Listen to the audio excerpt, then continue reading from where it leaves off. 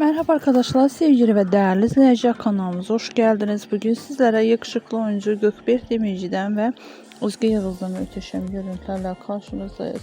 Gökberk Demirci'nin 36 yaşını kaydediyorlar.